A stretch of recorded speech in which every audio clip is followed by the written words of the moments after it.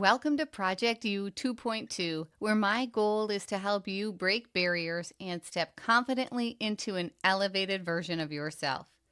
This podcast dives into mindset, growth, and creating the life you were meant to live. I'm Carrie, a former teacher turned leadership and growth mentor, helping people overcome self-doubt and embrace their next chapter. I believe you are your greatest project.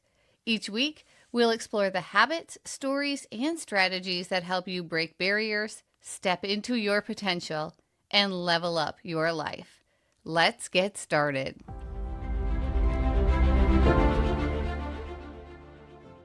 Today, we're going to talk about comparison detox and how to use it to reclaim your spark.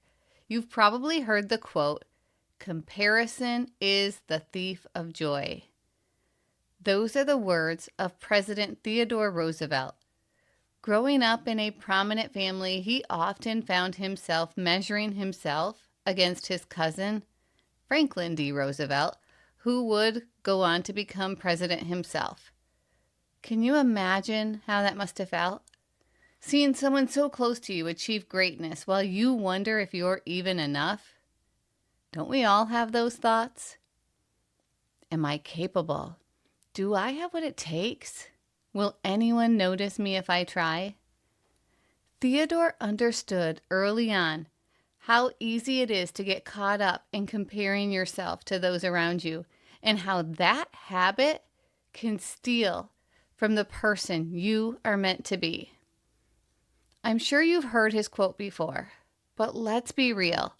It is not just a cute Pinterest quote. It's the silent habit that steals our confidence, our peace, and even our motivation. Think about this. We often know what we want deep down. We feel it in our gut. This is something I want to try, a dream I want to chase, a step I need to take. And yet somehow our brain talks us out of it. You can't do that. They're better. What if you fail? You're not ready. That tug of war between gut and mind, that's where comparison sneaks in and starts stealing your spark. Here's what I've learned. Comparison only robs us of the joy of our own journey. It's like running a race while staring at the lane next to you. You'll trip, stall, and miss the finish line that was meant for you. I want you to imagine something that we've all done before. Riding a bike or driving a car and looking at the lane next to you. You start to drift, and then you have to swerve to get back on course. The same thing happens in life when we focus on others instead of our own path. We all hear those voices whisper things like, "Oh, they're so far ahead of me. What is wrong with me? I'll never get there." Stop, breathe, focus on your lane. Your gut already knows the direction. You just have to trust it. When we live in comparison, we give up opportunities that were meant for us. We sabotage our own path.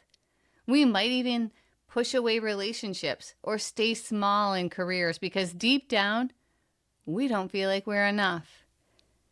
Here's the kicker. When we finally start to grow, not everyone will cheer us on. Strong people will, but others might feel threatened. It's just human nature. The challenge is we can't let their disapproval or our own self-doubt hold us back. When I was a kid, I compared myself to my friends who had name brand clothes. My parents worked hard, but money was always tight. My mom was tapping into her creative energy to help time and time again. One summer, she sewed Lacoste alligator patches from stained yard sale shirts onto my polos from Kmart so I could fit in. At first, I felt like a fraud, terrified that someone would find out. But in the end, that little name brand patch gave me enough confidence to stop obsessing about my clothes and focus more on just being me. My mom was and still is incredible at helping me push through moments of doubt. Not only does she constantly build me up with words of affirmation, reminding me I am capable and worthy, but she also gets creative with ways to make things possible. My whole life, she has figured out ways to help me feel better about our financial situation when I was younger and how to combat the negative self-talk that crept in every time I compared myself to others. I remember sitting at the kitchen table in high school, feeling frustrated, just saying things to myself like, oh, why can't I be more like her? Or why do I have to work so hard to do well? My mom would look at me and say, Carrie, you are working hard and you don't give yourself enough credit. You are just as good as those other girls. You get better every day, so focus on what you can control. At the time, those words seemed small, but they anchored me. The mental chatter we all experience is real. They're so much better than me. I'm never gonna catch up. I'll never be as good as them. Why do I even try? Comparison fuels that voice, making us doubt our abilities and even our worth. But the key is to notice it, pause, name the thought, and then challenge it. Ask yourself, is this helping me grow or is it holding me back? As a preteen and teen, sometimes it was the clothes I wore, the activities I participated in, even little social things. I'd think, she has better clothes than me, or they have a nicer house than we do. I don't belong. And then my mom, with her ingenuity and love, would find a way to make me feel confident, even if it meant sewing a logo from a yard sale shirt onto a shirt I bought from Kmart, or driving me to pick blueberries in the summer to work to earn money for clothes and shoes. Her creativity didn't just provide resources, it gave me mental tools to combat self-doubt and comparison. Years later, during my weight loss journey, I fell into the victim mindset again. I'd watch friends eat mac and cheese or pizza and stay skinny, while I was over here eating healthy and working out. I'd think, that's not fair. I compare myself into resentment, but resentment didn't help me lose weight. It only made me miserable. This is the essence of comparison detox. Not just noticing the thoughts, but actively reframing them. So what do I mean by comparison detox? Think of it like a health reset. When you detox your body, you clear out what's toxic so you can heal and reset. A comparison detox does the same thing, but for your mind and spirit. So notice when comparison shows up, those thoughts, I'm not enough or I can't do that, and interrupt the cycle of negative thoughts. Question it. Is it true? Or am I just comparing and stealing my own joy? Reframe your comparison so it inspires you instead of draining you. And then replace your comparison with gratitude, joy, and action. Redirect it. What can you learn from this? How can you take action to grow in your own lane? When we detox from sugar, our bodies crave it at first. It feels uncomfortable, but then great things happen. Our energy returns, we sleep better, we feel clearer. Comparison detox works the same way. At first, you're going to feel the pull, the urge to scroll, the old thoughts that whisper, you're not enough. But the longer you detox, the lighter you feel, the freer you feel, the more joy you find in your own lane, and your spark comes back. And joy is the ultimate fuel. These moments of mental friction are universal. Every time we hear about someone else's success, or we see a friend or a colleague achieving something we want, that inner dialogue kicks in. They're so much further ahead. Why am I struggling? That's comparison creeping in. And the more we let it dominate our mind, the more it steals our spark. By acknowledging these thoughts, giving them a name, redirecting our energy, we reclaim control. That's what my mom helped me do. Not just at school and with clothes, but for life. She taught me that comparing ourselves to others doesn't have to weaken us. It can become fuel to build higher, push further, and believe in our own abilities. That first step is awareness. We have to notice when that comparison creeps in. Is it when you're scrolling on social media? Or when you see a friend get a promotion? Or when you watch someone's highlight reel? I remember students talking about other teachers. Mrs. Potter, who was so much fun. She was witty, the kids loved her. Or Mrs. Adams, who came up with so many creative ways to make learning fun and relevant to real life. And while they are two of my greatest friends, my brain would whisper, they like that teacher better. I'm not good enough. I'll never be able to do that. But my gut said, wait, I can learn from this. I can do it my way. Just naming it takes away some of its power. Okay, Carrie, step back. Don't let your mind make this a competition. Comparison steals joy, but celebration multiplies it. And yes, as a former math teacher, it's like math. If comparison subtracts, celebration multiplies. Sometimes comparison is healthy. It can push us to set the bar higher for ourselves. My brain would sometimes panic. I can't do this. I'm not creative enough. But my gut kept nudging. Yes, you can. Start small. Experiment. Try something new. And that's exactly what I did.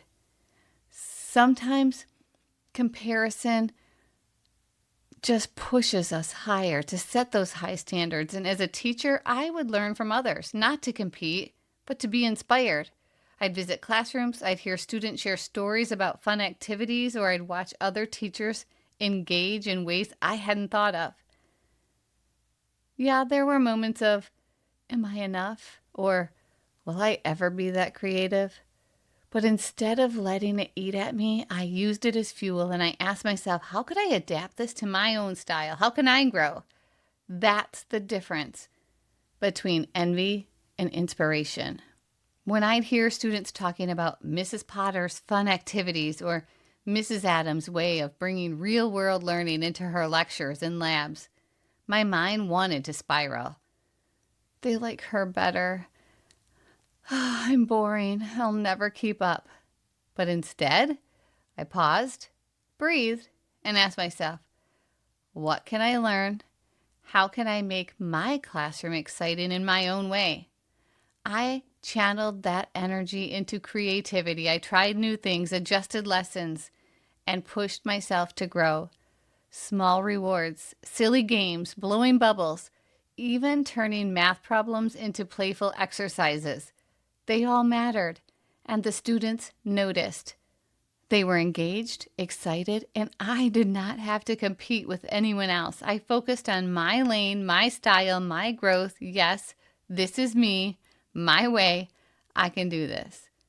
Think of comparison like a game of Jenga. Every time you compare, you pull out a block from your foundation, one wooden block at a time, until eventually the structure becomes weak and collapses. Oh no, every time I compare, I feel smaller, weaker, unsure. But when you lean in and you learn to admire others and use their success to inspire your own journey, you take that block and you place it on top. Step by step, your tower rises higher and stronger. I can build, I can grow, I can shine. That's the key with a comparison detox. You don't ignore what others are doing, you notice it. You admire it, but then you ask yourself, how can I learn from this to enhance my own journey?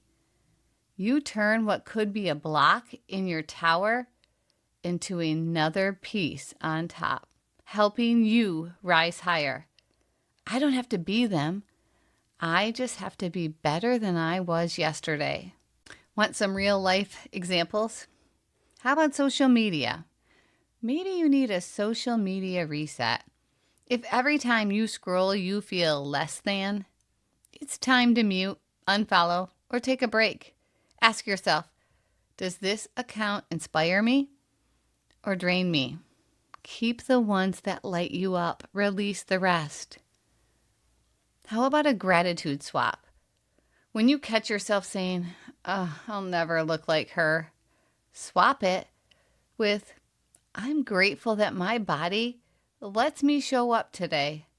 Gratitude pulls you out of comparison and back into your own lane. What about taking action over envy? Instead of saying, I wish I could do that, ask, what's one small step I could take toward that today? Jealousy is going to keep you stuck. Action will move you forward. And then cheer instead of competing. When a friend succeeds, celebrate them out loud. The more you cheer for others, the freer you feel in your own journey. That's what detoxing looks like. Catch it, pause, reframe, replace.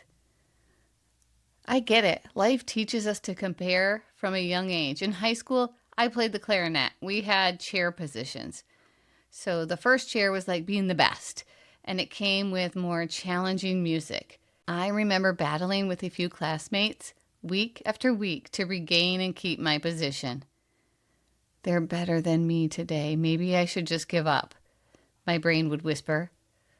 But my mom figured out a way to pay for private lessons by cleaning a lady's house who could give me one-on-one coaching. I can't tell you how many times I've thought, my mom is doing this for me again. I have to step up. I can't let her sacrifice go to waste. My gut reminded me of this. So I practiced more. All of this made me stronger and a better player. And every time doubt crept in, I can't do this, or it's too hard, or I'll never be as good as them, I reminded myself one step at a time, focus on your lane, you've got this. Just like my pro dancer in Dancing with the Local Stars, Sandy. When I watched her perform on stage, I admired her courage. Wow, she was fearless. I could never do that. I'd embarrass myself. What if I forgot my moves? I could totally see myself doing that. What if people thought, what is she doing? But my gut said, what if you tried? Maybe you'd feel alive. I remember messaging her about her bravery and stayed in touch. And a few years later, I was dancing on her team, performing alongside of her. I can't believe I'm doing this. I'm scared, but it feels amazing. I feel alive. I feel powerful. My gut cheered. That was a huge step in reclaiming my spark. We know this is true. Jealousy and comparison can rob us of loving relationships. People around us might feel threatened when we grow and step into our light. Are they mad I'm doing this? Are they judging me? Maybe I should slow down and taper it down and back off a little bit. Maybe I should shrink back. Our brains can be in constant turmoil. You can see sometimes their comparison or jealousy in cutting comments or disapproving looks that you get. It is hard to deal with others' negativity. Once you realize it and see it for what it is, you have to decide. Do you tread lightly and try to help them see that they too can grow? Or step back when the negativity is more than you can handle? Don't let anyone shrink you. Protect your joy. Keep pushing. You're going to meet new people who are in a growth mindset. And sometimes those limited beliefs in others will shift once they see your example. I will rise. I will shine. I will keep moving. Even after losing weight, I still notice people who inspire me, both in real life and on social media. For me, it's a lifelong challenge. Losing weight, staying healthy isn't a one and done. Not for me anyways. My brain used to whisper, I'll never look like her. I could never do that. Now, my gut says, what about this inspires me? How can I act? What used to trigger downward spirals now fuels motivation. I admire, I learn, and I grow without stealing joy from myself. I can do this too. I have the ability. I have the power. A true comparison detox means more than just avoiding triggers. It's about awareness, catching yourself, comparing, and name it. Aha, there it is. That thought again. Stop, refocus, and then reframe. Instead of, I'll never get there, ask what inspires me here? How can I create this for myself? And then celebrate your lane. Honor your pace, your story, your timeline. I did this. I am proud of this. I am growing. Your internal dialogue will be loud. I can't do this. I'm not enough. They're better than me. That's okay. Notice it, label it, transform it, take action. Step into your 2.2 leveled up self. Step into your spark. Remember, comparison keeps you stuck, bitter, and small. Admiration combined with action transforms you. You don't have to be anyone else. You just have to step fully into who you are becoming. Stop comparing. Start celebrating. Look for inspiration, not envy. Your 2.2 version is waiting. Will you step into her? As a former teacher turned coach, I have an assignment for you. Your comparison detox challenge. Keep an awareness journal. For 1 week, write down every moment you catch yourself comparing yourself to someone else. Now I want you to just note the emotion. Do you feel envy, fear, sadness, frustration? Then I want you to reframe it. Next to each entry, write one thing you admire about that person and one actionable way that you could bring that inspiration into your own life. And then make a celebration list every evening. Write down 3 things that you accomplished that day, no matter how small. Include wins in mindset, work, health, relationships. Multiply the joy. And then reflect on this. At the end of the week, answer, what patterns did I notice in my comparisons? Which reframes made the biggest impact on my mindset, and how did celebrating my lane change how I felt? And of course, I know there are overachievers out there, so for you, an optional extra challenge. Choose one action inspired by someone else and implement it into your own way. Remember, comparison steals joy, but celebration multiplies it. See what inspires you. Take action. Keep pushing. Reclaim your spark. Life is too short to live in someone else's lane or to live in someone else's shadow. Run your race. Dance your dance. Build your tower and shine. Thank you for tuning in to Project You 2.2. You are your greatest project. Every step brings you closer to an elevated version of yourself. Share this episode, subscribe, leave a review, and keep showing up for yourself. Step boldly into your next chapter.